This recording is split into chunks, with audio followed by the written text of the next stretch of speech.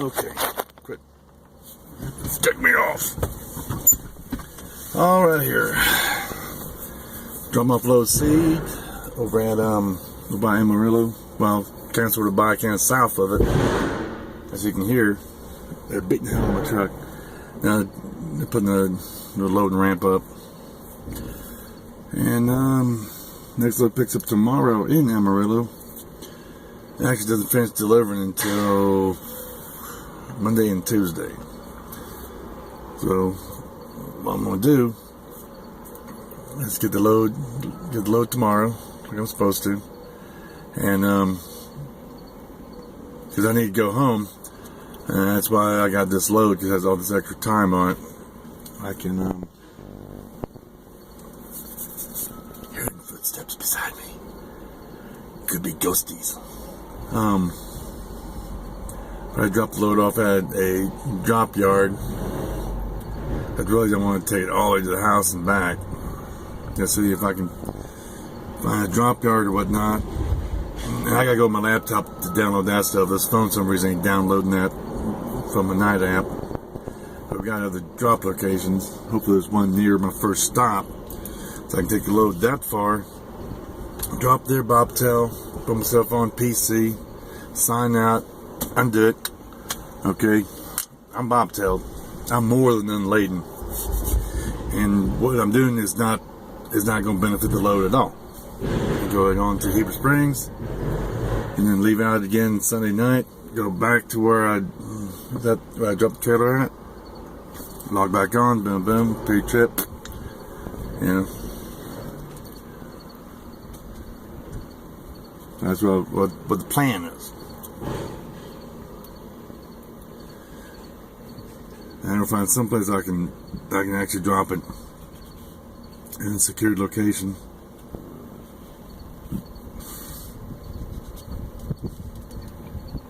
That won't be going past the first stop. You know, time and whatnot on my clock. I know we used to have a actual terminal over glorified drop yard over by Texarkana, that area. Springdale. I know that now is not a terminal.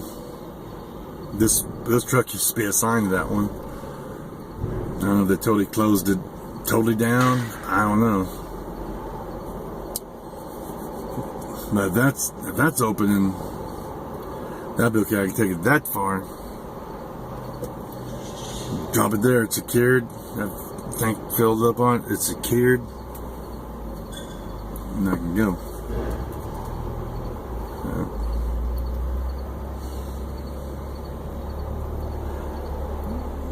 Versus dropping off at a truck stop, getting permission, maybe paying a little bit, and hoping someone doesn't up and take it. I've tried to purchase a kingpin lock. Then I get home, watch one of my son's football games. And I got something from my wife that she definitely really needs. So, because my truck, she still got over 40 some odd hours of labor to do on it, and I'm like, some used to not have to work, they work only 8 hours. So I'm like, I guess that's nice. When I was turning wrenches as a ASA certified technician, 10 to 14 hour days I would work. We'd get the stuff done. And he's like, oh no, all the hours. I'm like, flat rate, right? Yeah, yeah, I used to do that kind of work. That technician gonna take all that? That's fine, because that's all the company's gonna pay is that. If it takes longer, oh well, I guess he's eating it. Oh, you call, you need to get this Friday. Because first he said to be ready next Friday. I'm like, this next Friday? Oh no, the following Friday. Okay, let's say that. Words mean things. People go by just what you say. They don't know your understanding of the language coming out. They go by just the word. Next Friday. Today's Wednesday. Thursday. Friday is the next Friday in the sequential order of days. But that's why I got a question. Don't assume that someone tells you something, assume you know what they mean. Question it. If I say something's supposed to be ready by a certain day, they ask next Wednesday. Ask them, you mean this Wednesday coming up right next? They can say, yes, this following Wednesday. Okay, you know it's the next Wednesday in the sequential order of days. Or they might say, no, the following Wednesday after this next Wednesday. Okay. This actually being smart. Okay, you're understanding the thought that's being transmitted through communication of the human language. That's how I take initiative. Lazy people assume, lazy people believe, lazy people think. People are not lazy, know. Okay, difference between I feel and I know. Safety gets these calls from these drivers. They gotta explain the incident, why they hit something. Well, I thought, but you didn't know you could make that back up. You didn't know you can go around that. Didn't know you can go around that obstacle. You thought, you believed, you failed. That's tough to set you up for failure. The things are good with the company. This new dispatcher, I don't know if he's a new dispatcher. He's new to me. He's already awesome with communication. I know for sure this trailer is on the washout list at Blue Beacon.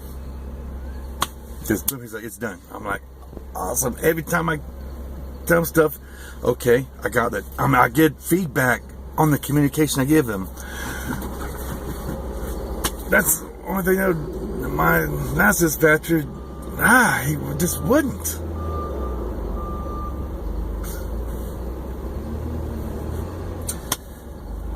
So far, this one's doing good. So, that's good. Prayers got answered. My last dispatcher got promoted. Perhaps, being a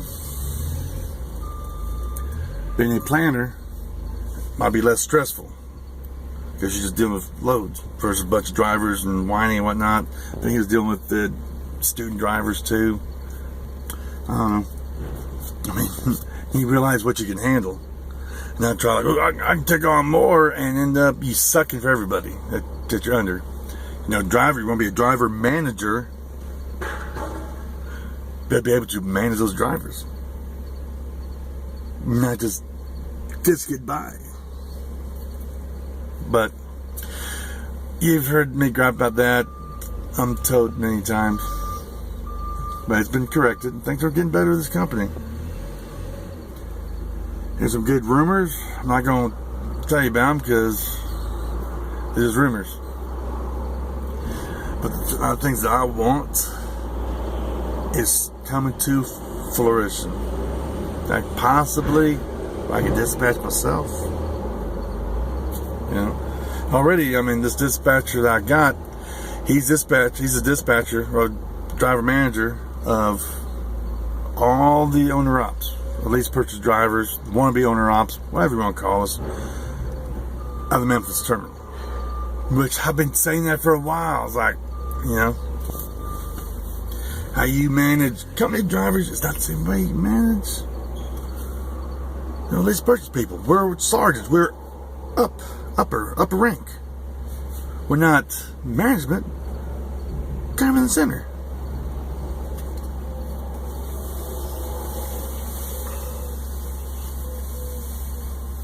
We don't need our hands held. We shouldn't. I'm sure there's some that does. Ones that only got 6 months experience and they want to be at least purchase driver.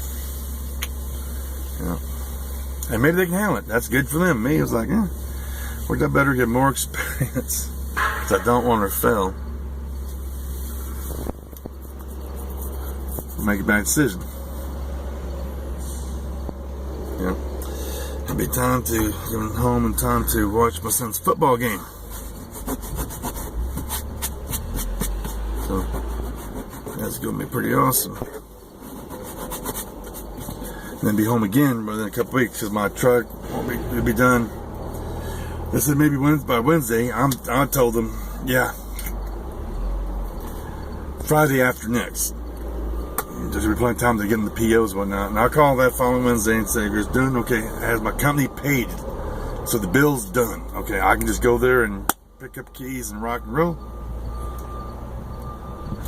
And this says, no, okay, thank you. Okay, I tried live fire underneath their butts. Yeah, but thanks. No. And hopefully they was able to modify the transmission, update it, convert it to a 13 speed. If not, oh well, they had their chance. I just go get the parts and do it myself. It's not that hard. I just I'm home. I really don't feel like calling it that truck. It's not that easy. I just take apart what stuff's in my way and make it happen. I know the size of line I need. So, oh well. No big deal on that. That's update on that. 8 hours a day, that's all they work.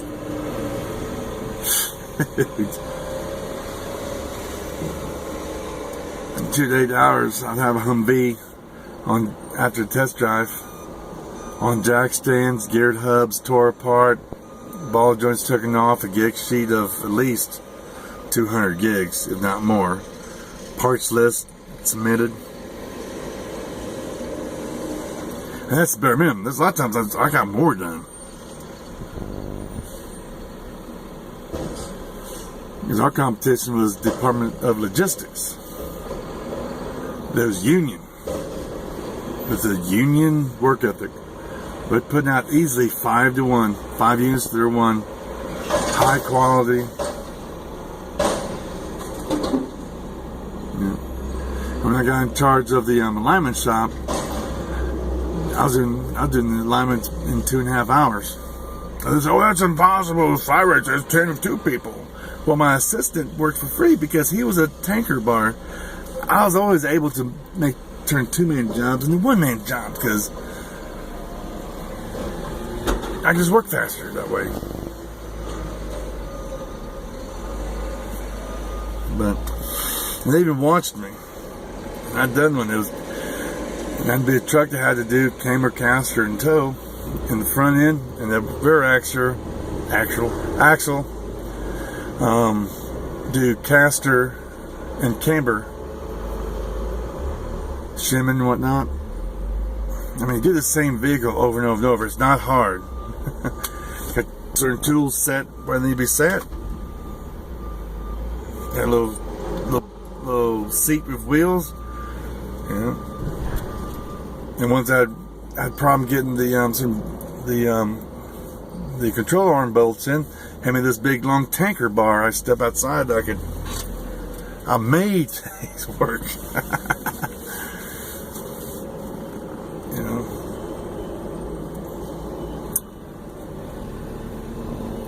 Ain't no problem. Just gotta make things happen. But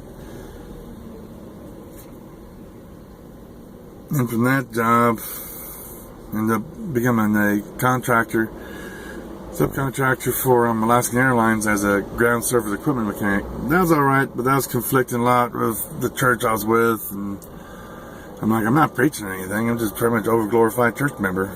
Yeah. Then you got an idea of, I go overseas contracting for a while. And then, yes, I was told wasn't supposed to bring no guns, but I got a tendency of not believing people. I'm like, well, I'm going to try not to get caught. It was Lord's will, wouldn't got caught. Well, I got caught. I'd seen him save my life. Yep, another adventure. 6 months in a foreign prison. Just lost a lot of weight. And back then I was like, Dad, I'm not married. I worry about is what has this affected my dad. And then pretty much my life started all over. I was under depression. It was definitely something, but God felt that I was worthy to go through that. So I got 3 sons. One's good in football. He's gonna do wrestling during the winter time. I'm like, awesome. I used to wrestle. Now, wrestling will make him a better football player to be more limber and less likely of having injuries. You know, I tease him. I'm like, oh yes, rubbing up on all those young men. I'm so not gay that I can act gay. I'm okay. But people so homophobic and it's funny.